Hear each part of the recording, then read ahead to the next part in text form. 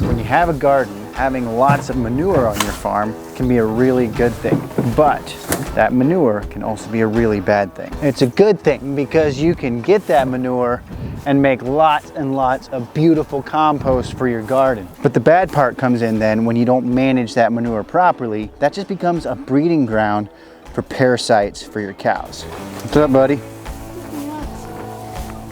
Manure buildup becomes a problem for chickens too. In our winter housing, where the chickens spend their winter in this hoop house here, if we would just let the manure build up and not take care of it, you get that real strong ammonia smell. I mean, that is toxic for chickens and it'll give them respiratory issues. So you have two options. Either during the winter, you clean it out all the time and put fresh bedding in, or you just layer the fresh bedding and do like a deep bedding system, which is what we do, and your chickens will stay much, much healthier. So yes, that manure can be a problem for the chickens, but if managed properly, it can go out on the compost piles and become something amazing. It's not just a problem in your barn area either. If you're not managing your pastures properly, you're gonna end up with a really large parasite load on your cows, just from your pasture too. And the way that works is when a cow puts their manure down in the pasture, the grass gets extra green around there, and that kind of like let the cows know to stay away from that for a while. They say like 3 years, because what happens if they have some parasites and those eggs go down in the ground, those eggs will then hatch in the manure patties, and then those parasites will go on the grass, and if the cow eats that grass, they'll re-ingest those parasites and it'll get worse and worse and worse. So in a pasture that's overgrazed, where they don't have enough room to graze fresh grass, they'll eat that grass that's right beside that manure patty and they'll get a really bad parasite load. Maddie has been looking a little skinnier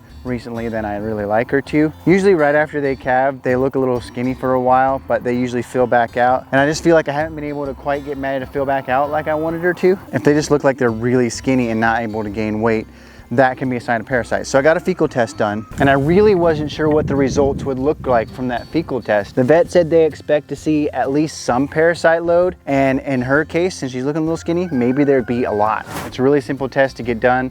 The vet just got a fecal sample, and same day called me back and told me that she did not have any parasite load, which is really good to hear. I do need to figure out how to get some weight on her. She doesn't seem sick otherwise. She's doing really, really well. She's given more milk than ever, like 5 gallons a day. She's just a little on the thinner side, which is actually really common for a high producing dairy cow. So when I talked to the vet, he said, you know, keep doing what you're doing with that pasture rotation, because that is going to be the biggest thing to minimize the parasite load for your cows. So you want to give them plenty of time between grazing, and there's a lot of rules you can go by. There's a lot of ways, you know, one of them is like a third. A third of your grass trampled, a third of it eaten, and a third of it still standing. Move them to the next one, and then you wait like many weeks till they come back to that one and stuff like that. On our homestead, I just don't feel like, with working a full-time job and stuff like that, I don't have the time and energy to manage it quite maybe as well as I should, but I do the best I can. Along with another thing that we do in our homestead, and that is having our chickens out on pasture. Those chickens will absolutely demolish those manure patties and take care of a lot of those parasite eggs and larvae. And I truly believe that that has made a huge difference in keeping the parasite load down and spreading that manure, even if I don't get to rotating my cows as often as I should. This pasture up here is divided into 4 paddocks, and the one in the back is divided into 3 paddocks. It was divided into 6, but I was having issues with needing to take water all the way to the back and stuff like that, so I took some middle fences out and divided it into 3 paddocks. But even that, where you can move them to different sections whenever they're starting to get the grass down, run out of fresh places to eat grass, that is still a really good thing, and it's going to really help keep that parasite load down. Then the beauty of the manure comes in the form of compost. That's another thing that can be really technical to manage and stuff like that. And I would recommend you do your best on this. If you only have a small compost pile that you can turn like you should and everything, I do highly recommend that. A static compost pile will still work. It'll just take a few years for stuff to break down to where you want to use it in the garden. One thing that I did try on this pile right here is I've got pipes buried in here that have holes in it, and they're supposed to be sticking out the end so they're getting air in there, but they got covered up. So that's a problem. But the other problem is I didn't think through it too far with, I got a tractor with a loader on it to be able to manage this stuff easier, but I'm not really gonna be able to dig this compost out with pipes in there. So I might end up doing a lot by hand.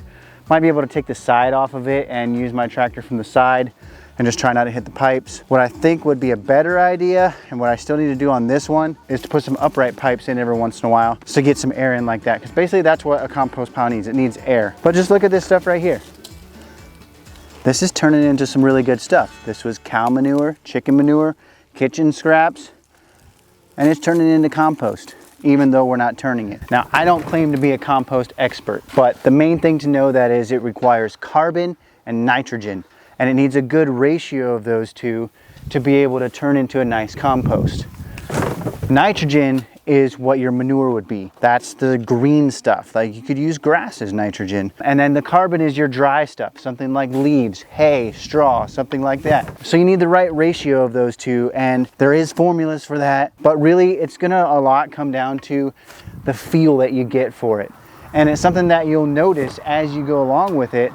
If you've got too much nitrogen in there, it'll just be all slimy and stinky and nasty. If you've got too much carbon in there, then it's just gonna take forever to break down, and it won't really look or smell like it's doing anything. One thing that I really, really love is after I clean out my hoop house to get ready for the next winter for my chickens, or once I put a bunch of cow manure on the pile, I'll be walking by doing something else a couple days later, and all of a sudden I'll get this whiff of something. Doesn't smell the greatest, but it's the smell of the compost pile, and I look over and I'll see this steam rising off the top of it, and it is so cool. I know that all of that manure and stuff is turning into a beautiful compost that I can use in the garden later. So the other thing to be really aware of with parasite load is that you want to keep your cow really, really healthy. And that comes down to really good minerals. You want to have the best minerals you can possibly get to keep your cow healthy. And I feel like that's a lesson that I'm learning right now. I was wondering about her being, you know, a little skinny and stuff like that. And I talked to a guy who owns lots and lots of cows. And that's one thing he really, really stressed to me, was that I need to get her on really good minerals. I had her on some minerals. I was giving her dried kelp with her grain, but he really stressed the importance of that. So I went and got some good minerals. I got her on that, and I'm hoping to get her to where I feel really good about it. We try to do a nice thick layer of compost in our garden every year, preferably in the fall, so that over the winter it has time to just like work itself in. That stuff is alive. And you got that freeze and thaw going on, it'll work itself in. Got a little cover crop going in this garden right now, but we can see this soil here. Part of the thing is using leaves for mulch. That helps a lot, but also the compost that we put in here. We have seen our gardens improve every year. We have felt like our yield has gone up, the structure of the soil gets better. I mean, it just falls through your fingers. The water issues get better. Compost does such a lot of things at once compared to just putting on some fertilizer of some kind. You're not going to get the difference in the soil structure. You're not going to get the difference in how it takes care of water issues. A composted soil will hold water better in dry times, and it'll also release water better when it's really, really wet.